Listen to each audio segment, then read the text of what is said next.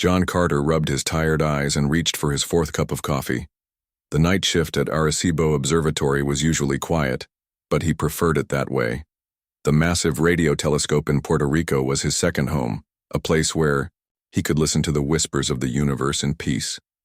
The computer terminal in front of him displayed the usual data: cosmic background radiation, pulsar signals, and the occasional burst of radio noise from distant stars.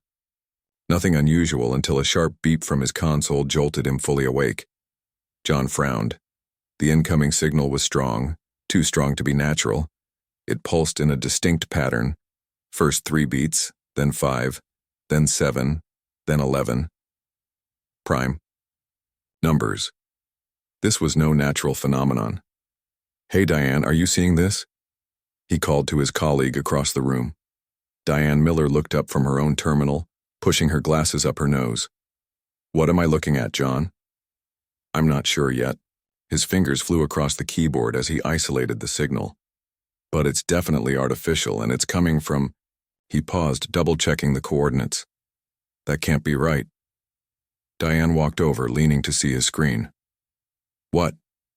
"According to this, the signal is originating from just beyond Mars' orbit. There's nothing out there. No satellites, no probes." The signal continued, changing its pattern. What had started as simple prime numbers was becoming more complex, mathematical equations, then what appeared to be an attempt at language. John reached for the phone. "I need to call Director Evans." Within hours, Arecibo was swarming with people.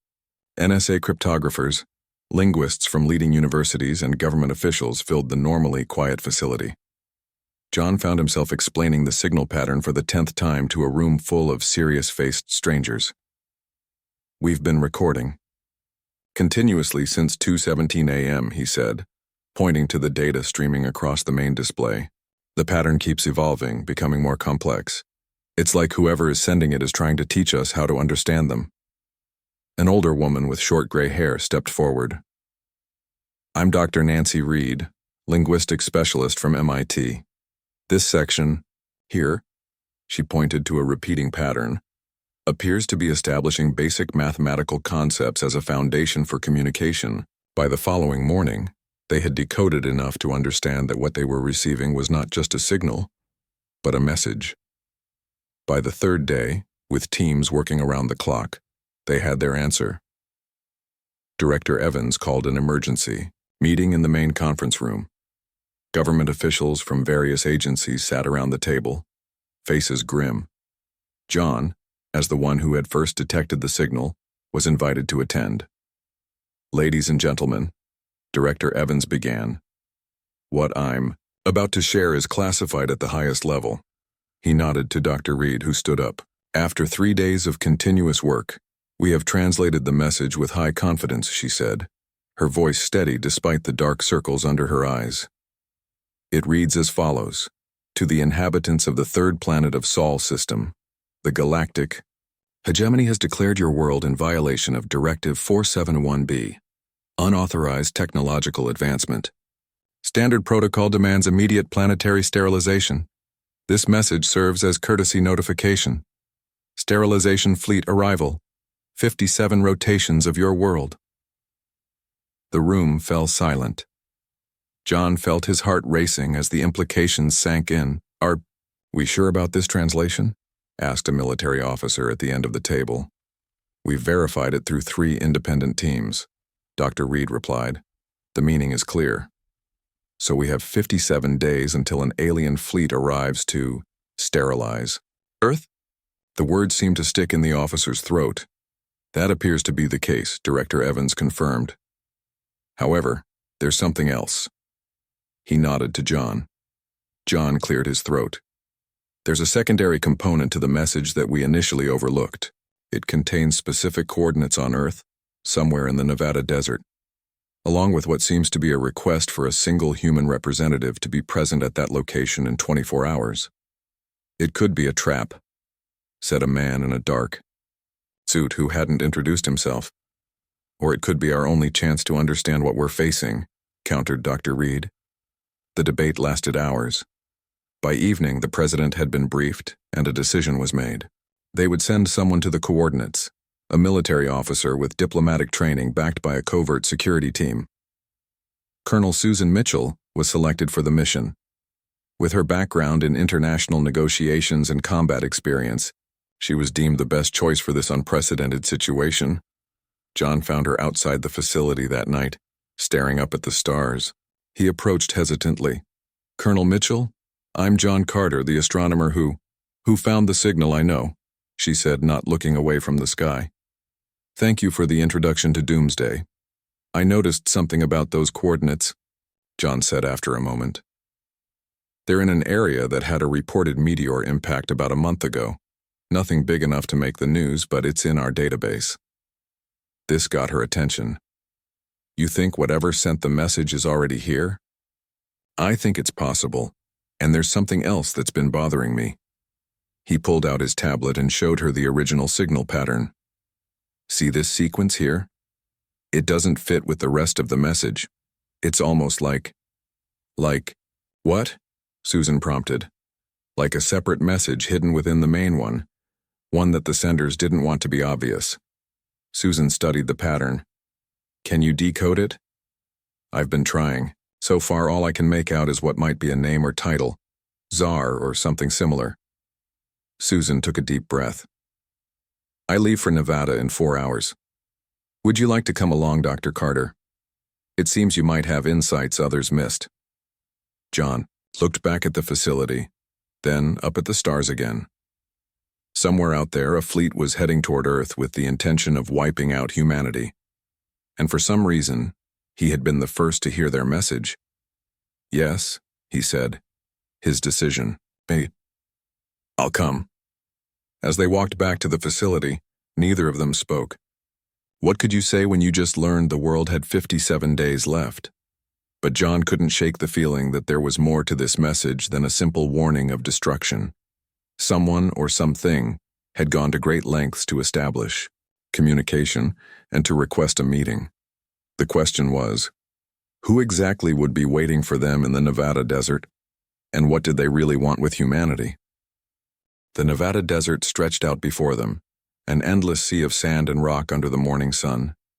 Colonel Susan Mitchell stood at the exact coordinates from the alien message, her military uniform replaced by simple civilian clothes. John Carter waited in a jeep half a mile back, along with a small team of Special Forces soldiers hidden among the rocks. Susan checked her watch. 5 minutes until the scheduled meeting time. Her heart pounded in her chest, but her face remained calm. 15 years in the Air Force had taught her how to hide fear. "Colonel, are you sure you don't want a weapon?" The voice of Captain Greg Nelson came through her earpiece. "We've been over this," Susan replied quietly. "If whatever sent that message wanted to harm us, they could have done it already. A handgun won't make a difference against something that can travel between stars." "Still don't like it," Greg muttered but fell silent. The air in front of Susan suddenly shimmered, like heat waves rising from hot pavement. She took a step back as the shimmer expanded, forming a doorway of light that hadn't been there seconds before. "Are you seeing this?" she whispered into her communication device. "Affirmative," came John's voice. "Some kind of localized distortion in space. Cameras are recording." A figure stepped through the doorway. Susan's breath caught in her throat. The being stood nearly 7 feet tall with skin that shifted colors like oil on water, moving between deep blue and violet.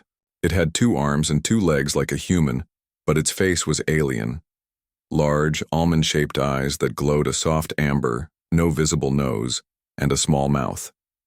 It wore what appeared to be some kind of uniform or armor, dark and form-fitting. The being raised its hand in what Susan recognized as a universal gesture of peace. "I am Czar," it said, its voice oddly musical, "commander of the 3rd Fleet of the Resistance." "You are the Earth representative?" Susan swallowed hard. "I am Colonel Susan Mitchell of the United States Air Force. I represent Earth in this meeting." She paused. "You speak our language." "I have studied your world's transmissions for some time," Czar replied. "Your species broadcasts much information into space. It makes learning your languages simple." Susan nodded, trying to keep her voice steady. The message we received about the galactic hegemony and planetary sterilization, is it true? Yes. Zar's color shifted to a darker blue. The hegemony controls most of our galaxy.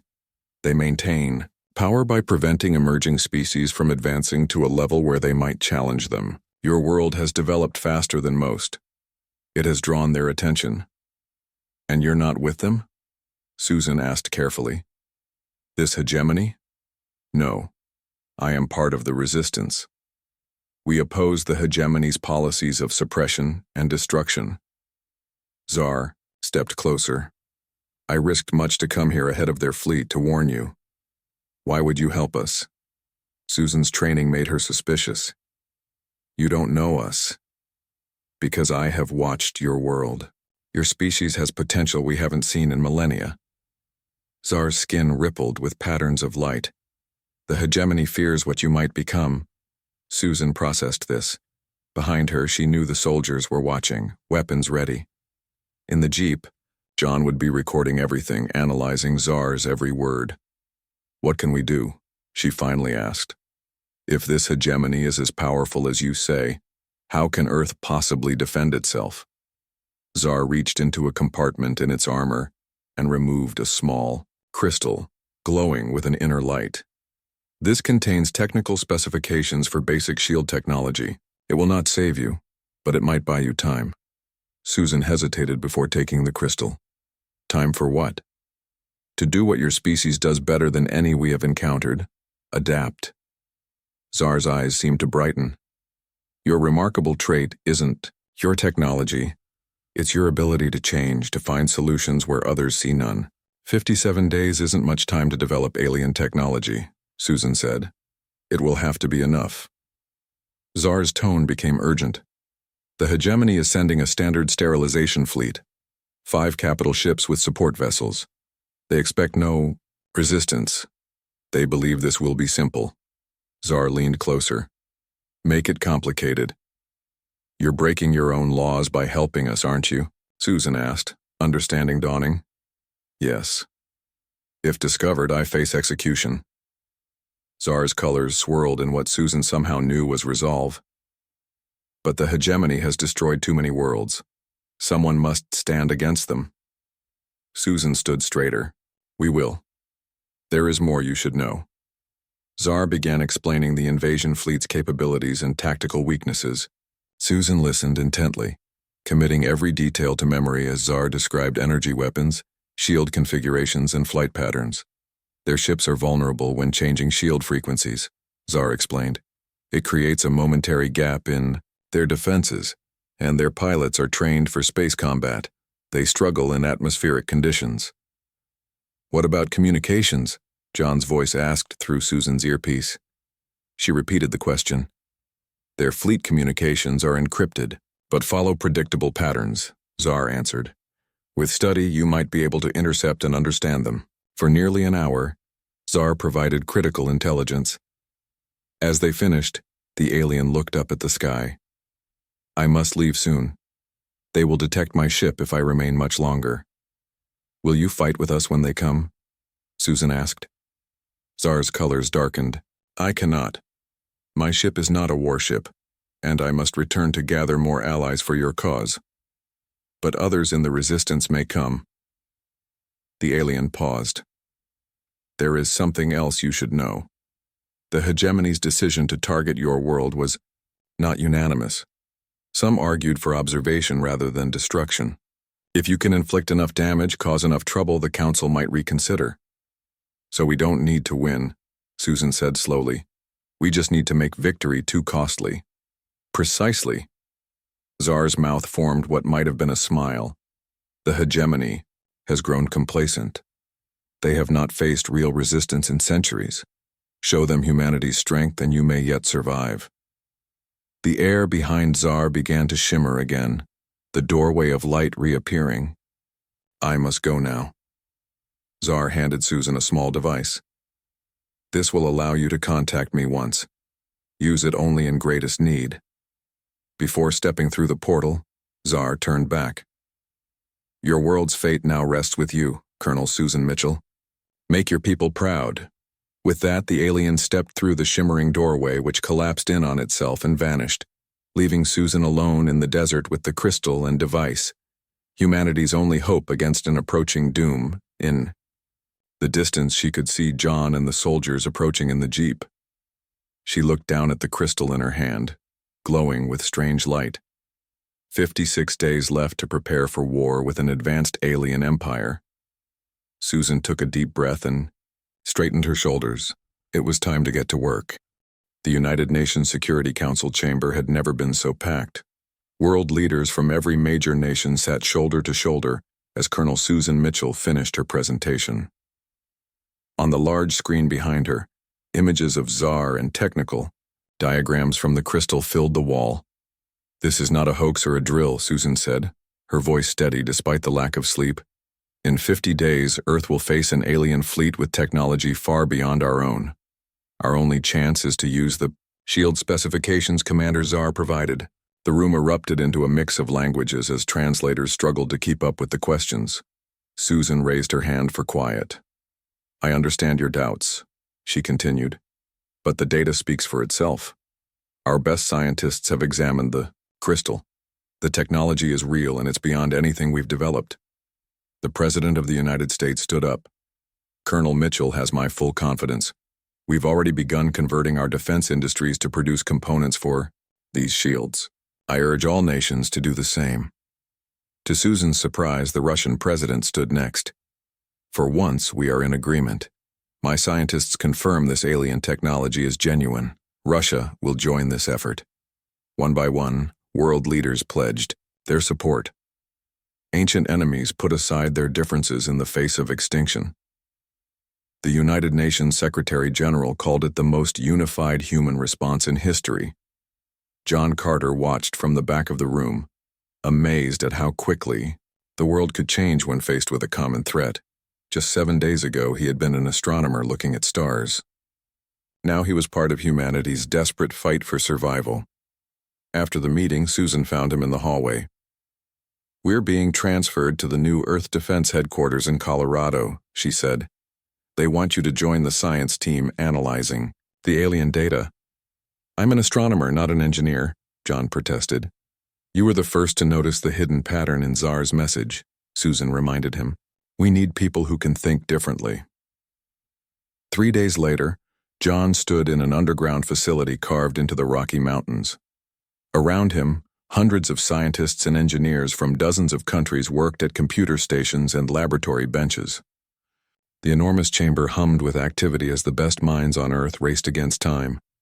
Dr. Lisa Rodriguez, a brilliant physicist from Argentina, approached John with excitement in her eyes. "We've made a breakthrough on the shield technology," she said, leading him to her workstation. "Look at this." Her screen showed a simulation of Earth surrounded by a glowing blue field. "Tsar's shields were designed for individual ships, but I think we can modify them to cover larger areas." "How much larger?" John asked. "Cities, maybe even small countries," Lisa replied. "But we need a way to power them. The energy requirements are enormous."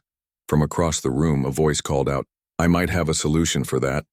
They turned to see Frank Wilson, an engineer from Detroit who had been working on the power distribution problem. Frank had been a nobody before the crisis, working at a car factory. Now he was proving to be one of the most innovative thinkers on the team. "What if we use Earth's magnetic field as an amplification network?" Frank suggested, joining them at the workstation. "The shields generate their own electromagnetic field.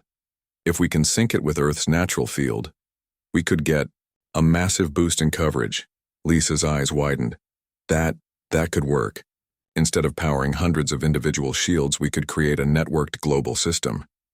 "Could it protect the whole planet?" John asked hopefully. Frank shook his head. "Not completely, but maybe 60–70% of the surface area. We'd have to prioritize population centers and military installations." "It's better than we hoped," Lisa said. "Let's bring this to General Harper." General William Harper had been appointed commander of the newly formed Earth Defense Force. A veteran with combat experience on 3 continents, he had a reputation for creative thinking under pressure. In his command center, screens showed defense preparations happening worldwide. Military bases were being converted to shield generator sites. Factories that once made cars now produced components for weapons designed to work against alien ships. "Show me," the general said after hearing their proposal. Lisa pulled up her simulations on the main screen, explaining how Frank's innovation could drastically increase shield coverage. With this approach, we could protect most major cities and military installations with just 50 generator sites worldwide. "How long to implement?" Harper asked. 30 days for the main network, Frank estimated. "We can bring sites online one by one as they're completed." The general nodded. "That leaves us 20 days of shield coverage before the aliens arrive.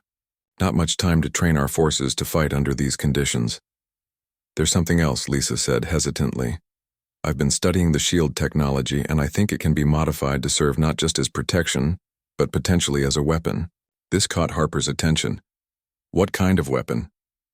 "The shields work by creating an energy field that deflects incoming attacks," Lisa explained. "But if we reverse the polarity and focus the output, we could create a directed energy beam. Not as powerful as what the aliens have, but enough to potentially damage their ships." For the first time since the crisis began, a smile crossed Harper's face. "Now that's what I call good news. Get your team working on prototypes immediately." Over the next 3 weeks, the global shield network took shape. Massive generator facilities were constructed at strategic points around the world. Military forces relocated to protected zones, and civilians moved to underground shelters built in record time. Not everything went smoothly. 2 generator sites were destroyed in accidents caused by the rushed construction. Political disputes erupted over which cities would receive protection first. Food shortages began as transportation networks were disrupted by the massive mobilization effort. But humanity pushed forward. The shield network went online 1 generator at a time, each success celebrated by exhausted workers who had been laboring around the clock. 21 days before the alien fleet's arrival, Susan Mitchell stood with General Harper on a hilltop, overlooking Denver, watching as the shield activated above the city, a shimmering blue dome that rippled like water before becoming nearly transparent. "Will it be enough?" Susan asked quietly. Harper's face was grim.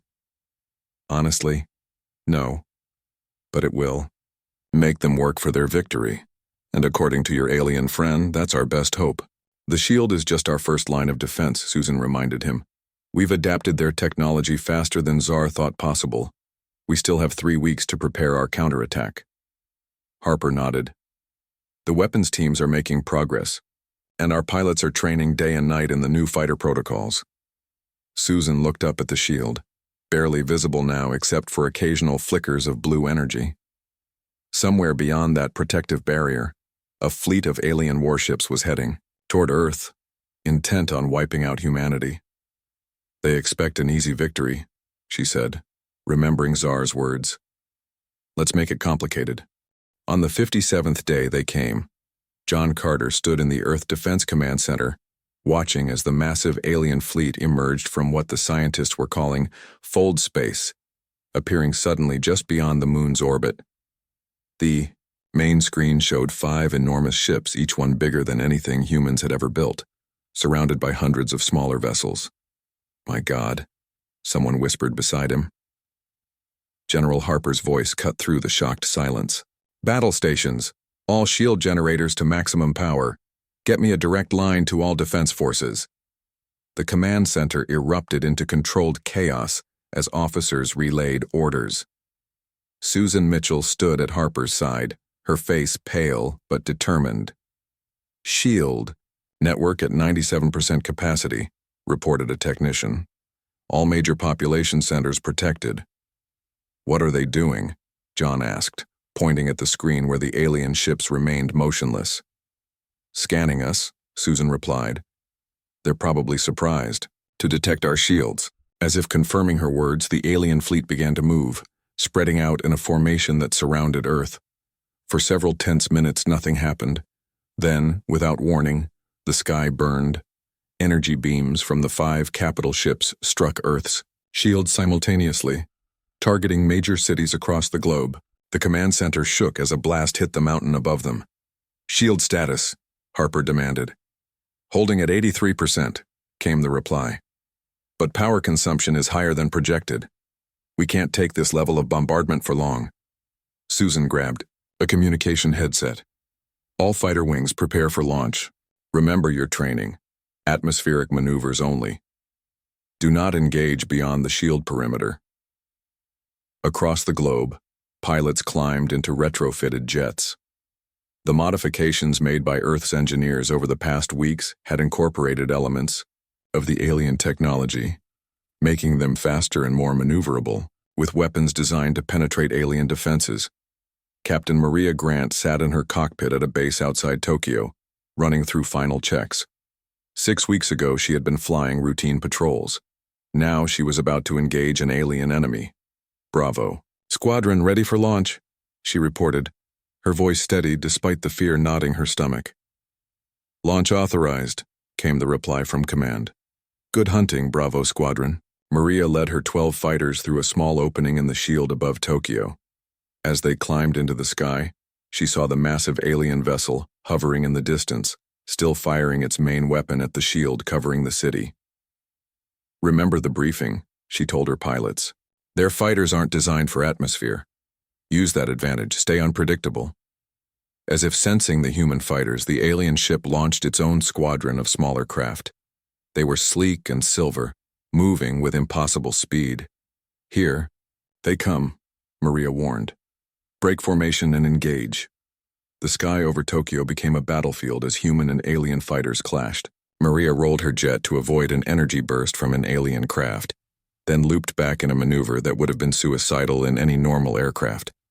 The modifications to her fighter held, and she found herself behind the alien ship. Got you, she whispered, firing the new weapons. Her shot struck the alien fighter, causing it to spiral out of control before exploding. All around the world, similar battles unfolded. Human pilots discovered that while alien technology was superior, their pilots struggled with Earth's gravity and weather conditions. What the aliens expected to be a simple operation was becoming a genuine fight. Back at the command center, John watched as Dr. Lisa Rodriguez rushed in with a tablet in her hand. The shield weapon modification is ready, she announced to General Harper. We can redirect the aliens' energy attacks back at them. Do it, Harper ordered without hesitation. Lisa worked with the shield operators, adjusting the network's settings. When the next alien blast hit the shield over Denver, something new happened. The shield absorbed the energy, then focused it into a beam that shot back toward the attacking ship. The alien vessel's own shields flared but held. However, the unexpected counterattack caused it to pause its bombardment. It worked, Lisa exclaimed. Their shields can handle it, but we surprised them. Can we increase the power? Susan asked. Not without risking our own shield integrity, Lisa replied, but it might make them more cautious about attacking. The battle continued for hours. Earth shields weakened but held. Human fighters, despite taking heavy losses, managed to destroy dozens of alien craft. The modified shields turned alien, attacks back against them, forcing the invaders to adjust their tactics. In orbit, aboard the Hegemony flagship, Supreme Executor Vax Norin watched the battle with growing frustration. How is this possible? He demanded of his officers. This was to be a standard sterilization. These primitives should have no defense against our technology. Unknown Supreme Executor, replied his second-in-command. They appear to have shield, technology similar to our own though less advanced, and their aircraft have been modified to better engage our fighters. Someone has helped them, Vax Norin realized, his anger building. Someone has violated the non-interference protocols. After 16 hours of continuous battle, the Hegemony fleet withdrew to a higher orbit, out of range of Earth's counterattacks. The first assault was over.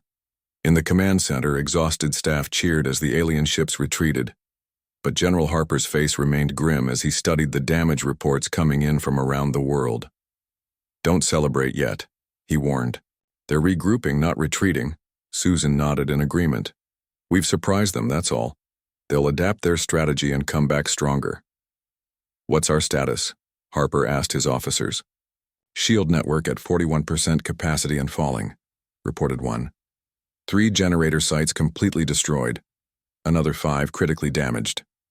Casualty reports still coming in, said another. Estimated civilian deaths over 1 million. Military, losses at roughly 30% of engaged forces. Harper closed his eyes briefly, absorbing the devastating numbers. What about our offensive capabilities? Fighter strength down to 47%, came the reply.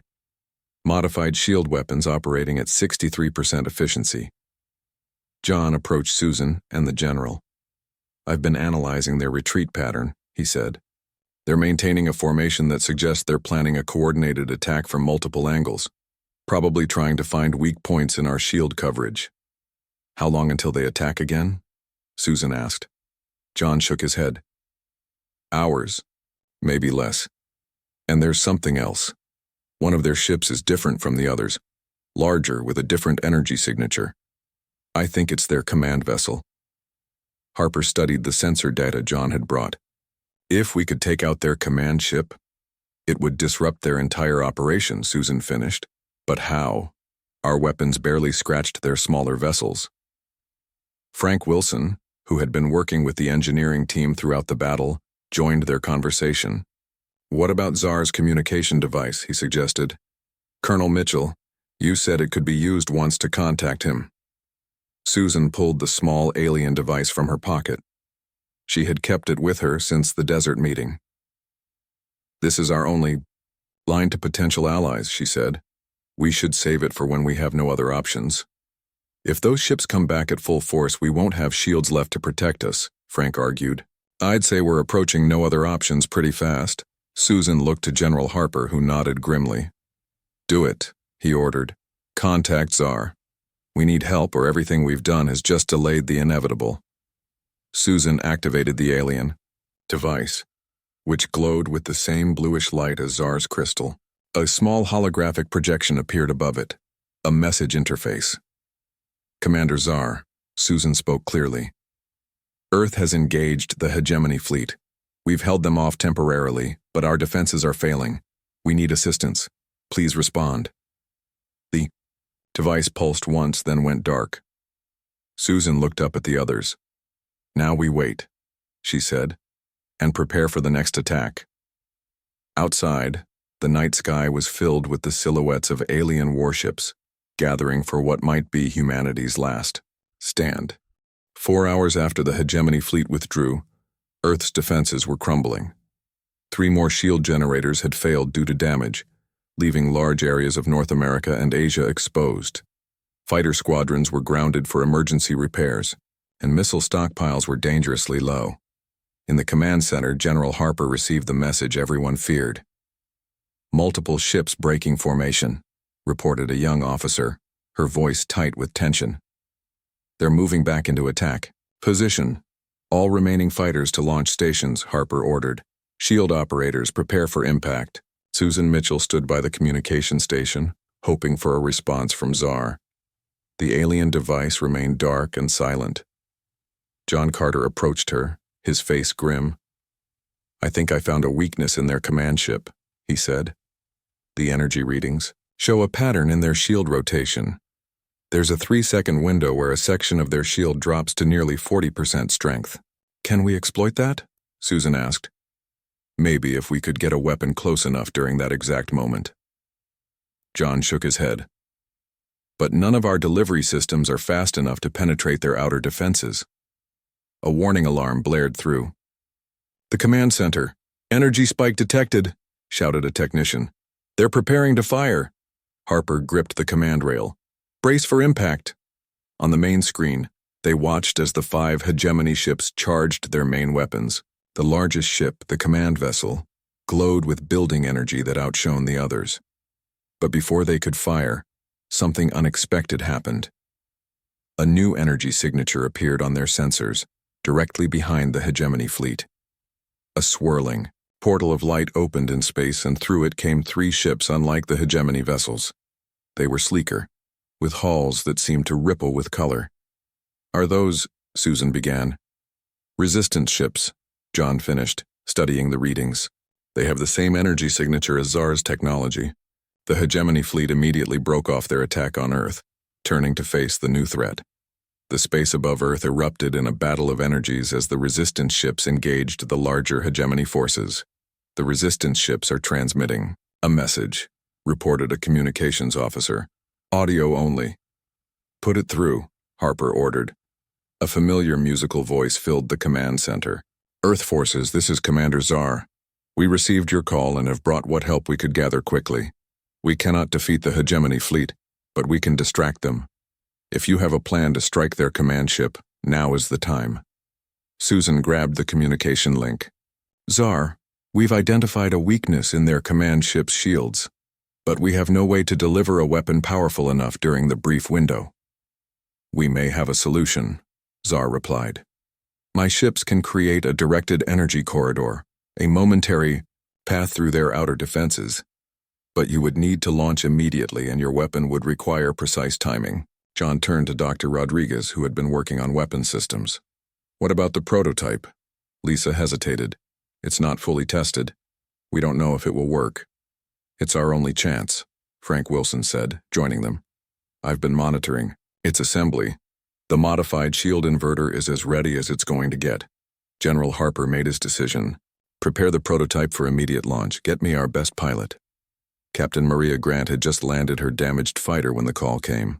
Exhausted and sporting a bandaged arm, she reported to the launch bay where technicians were loading a strange device into a modified missile. What am I flying? She asked as Harper and Susan approached. A one-way mission, Harper said bluntly. This device is a shield inverter. If you can deliver it to the command ship during a specific 3-second window, it should disrupt their entire shield system. Maria studied the briefing tablet. And after delivery? Harper and Susan exchanged glances. The blast radius will be extensive, Susan admitted. We're working on the extraction plan. Maria nodded, understanding what wasn't being said. When do I launch? 5 minutes, Harper replied. The resistance ships are creating a diversion, but they're outnumbered. We won't get another chance. As Maria climbed into her fighter, Susan approached her. You don't have to do this, you know. Maria secured her helmet. Someone does. Might as well be me. She managed a small smile. Besides, I've always wanted to save the world. 4 minutes later, Maria's fighter streaked toward space carrying the prototype weapon. The battle between hegemony and resistance ships raged ahead of her, energy weapons lighting up the darkness. Captain Grant approaching. The engagement zone, she reported, requesting coordinates for the insertion point. John's voice came through her communication system. Sending coordinates now. Your window will open in approximately 40 seconds. Czar's ships are creating the corridor as we speak. Maria's fighter shuddered as it passed through the edge of Earth's failing shields and into open space. Ahead, she could see the massive hegemony command ship, its weapons focused on the smaller resistance vessels. Energy corridor forming, John reported. 30 seconds to shield vulnerability. Maria armed the prototype weapon. Ready for delivery. 20 seconds. She pushed her fighter to maximum speed, racing toward the distant point where the resistance ships were focusing their energy to create a path through the hegemony defenses. 10 seconds. Energy blasts from hegemony fighters streaked past her ship as they detected her approach. One grazed her wing, sending warning lights flashing across her console. 5 seconds. The corridor opened before her, a visible tunnel of swirling energy leading directly to the command ship. 3, 2, 1. Now! Maria fired the prototype and immediately pulled her fighter into a steep turn, trying to escape the blast zone. Behind her, the weapon sped through the energy corridor and struck the hegemony command ship at precisely the moment its shields cycled to their weakest point. For a second, nothing happened. Then a pulse of blue-white energy erupted from the impact point, spreading across the entire ship.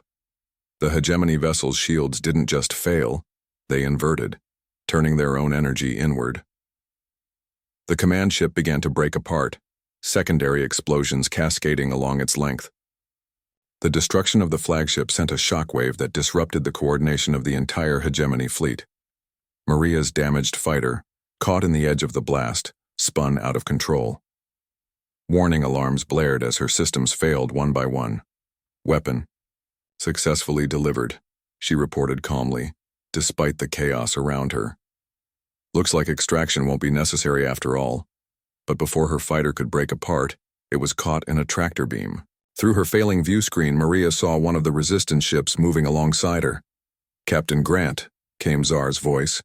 "Your sacrifice is appreciated but unnecessary. We have you." In the command center, the main screen showed the hegemony, fleet in disarray.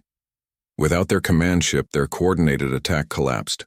One by one, the remaining capital ships began to retreat, jumping back into fold space.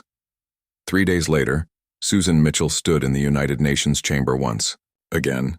Beside her was Zar, making the first official appearance of an alien being before Earth's leaders. "The hegemony has withdrawn from your solar system," Zar informed the assembly. "Their council has agreed to reclassify Earth as a protected world, under resistant supervision." A murmur went through the crowd.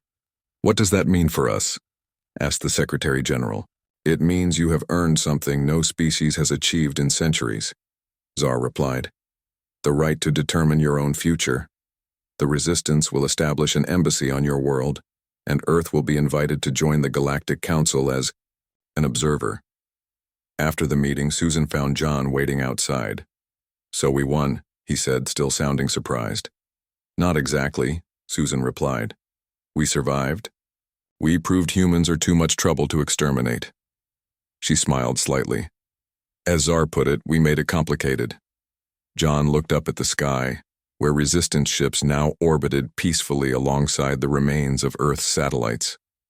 "What happens now?" "Now the real work begins," Susan said. "Rebuilding what was destroyed, learning from the technology we've been given, preparing for whatever comes next." "Do you think they'll come back? The hegemony?" Susan considered this. "Eventually. But next time, we'll be ready." She held up a data tablet showing plans for Earth's first true spaceship, incorporating both human innovation and alien technology. "And we won't be alone." Above them, Captain Maria Grant, recovered from her injuries, watched from the window of the resistance ship that had saved her. Earth looked peaceful from orbit, its blue oceans and white clouds hiding the scars of battle. She thought about all that had been lost and all that had been gained. The hegemony had targeted Earth. A soul warning had been given. And humanity had done what it did best, adapted, fought back, and survived.